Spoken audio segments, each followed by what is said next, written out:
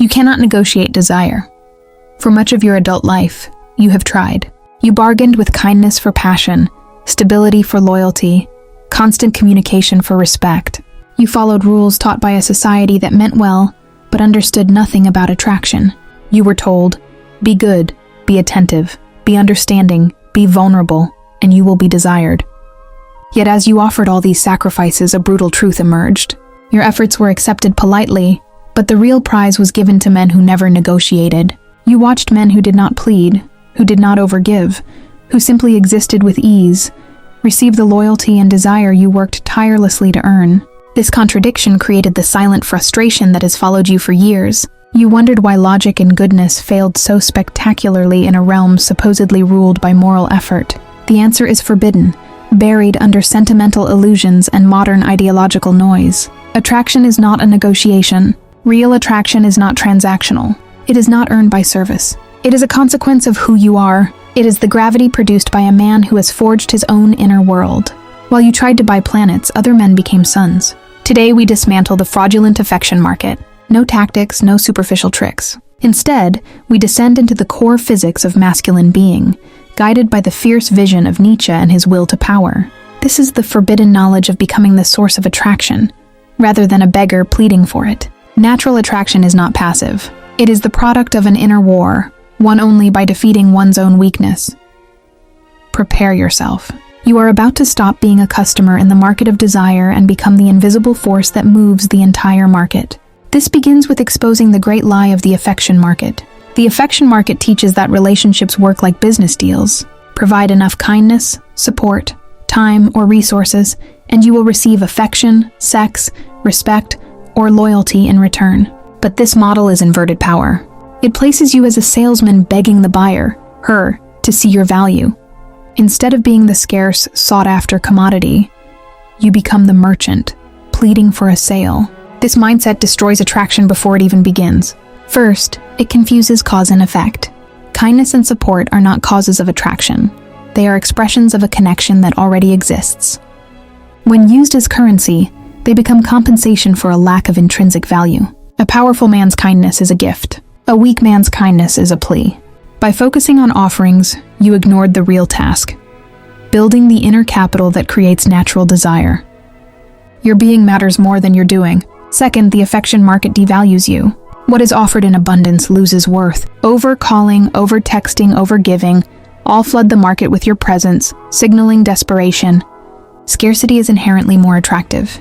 Third, this mindset traps you in external validation. Your emotional state depends on her reactions. This is the opposite of masculine sovereignty. A man who needs approval forfeits his power the moment he seeks it.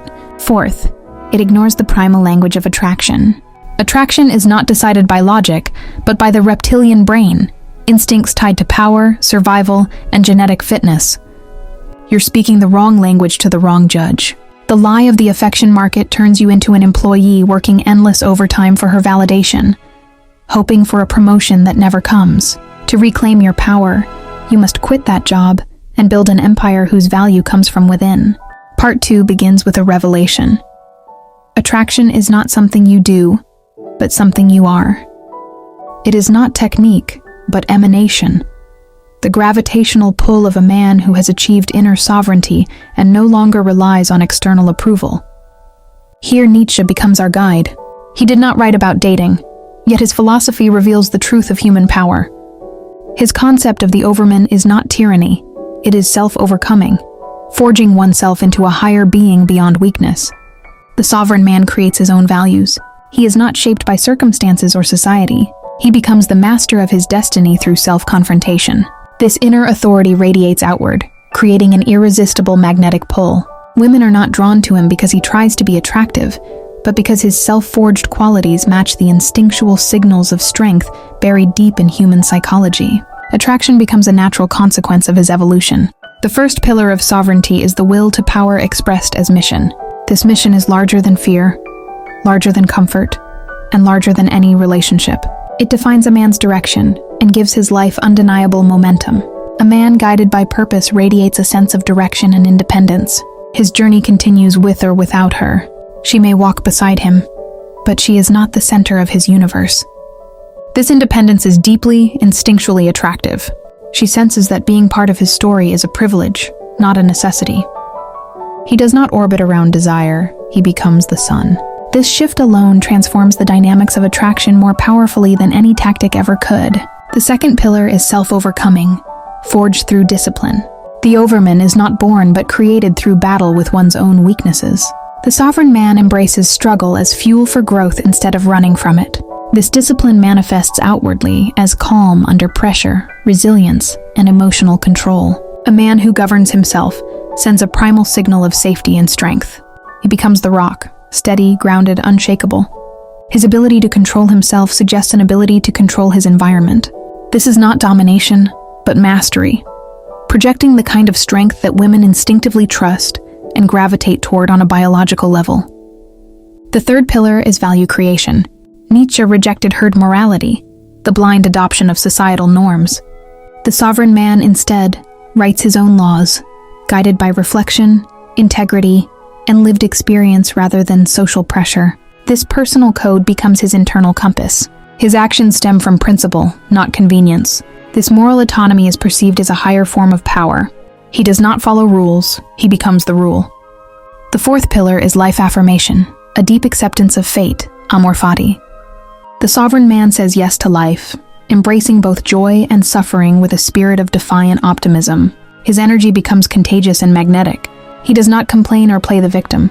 Instead, he shapes his reality, taking full responsibility for his experience.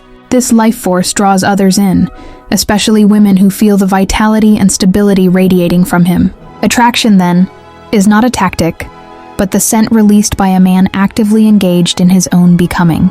He is overcoming limitations, living by his code, pursuing his mission, and affirming life. He does not chase, he pulls. You are not trying to attract her. You are creating a universe so powerful she cannot help but feel its pull.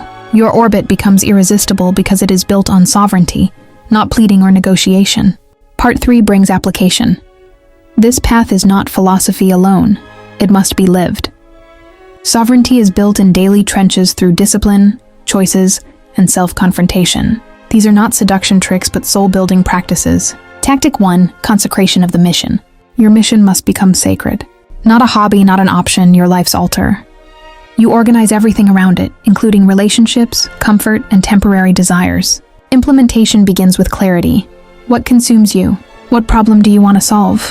What legacy do you want to leave? Your mission must excite and terrify you. If you don't have one, then your first mission is to find it. Your calendar becomes scripture. You block out sacred hours for your mission and protect them with the ferocity of a lion guarding its cubs.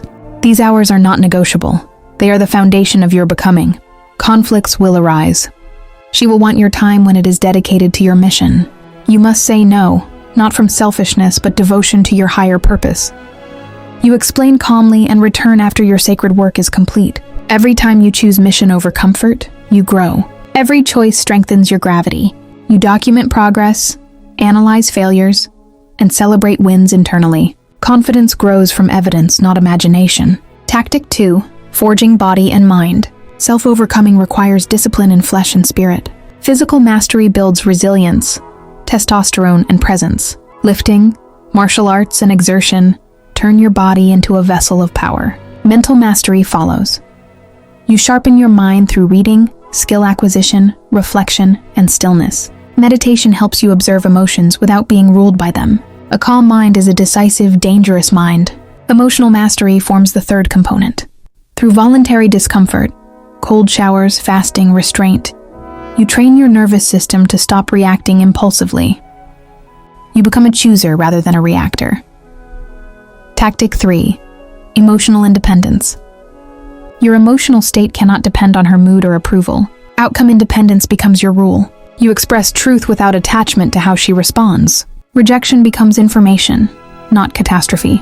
You don't fear losing her because you don't hinge your emotional survival on anyone. This creates an attractive calmness, a steady center she cannot shake. If an interaction becomes draining or manipulative, you withdraw. Not to punish, but to protect your peace. Your ability to walk away is your highest leverage. It proves your sovereignty more than any speech could. You cultivate multiple sources of joy: brotherhood, hobbies, mission, spirituality. Your life becomes so full that a relationship is a complement, never the foundation. You stop needing, you start choosing.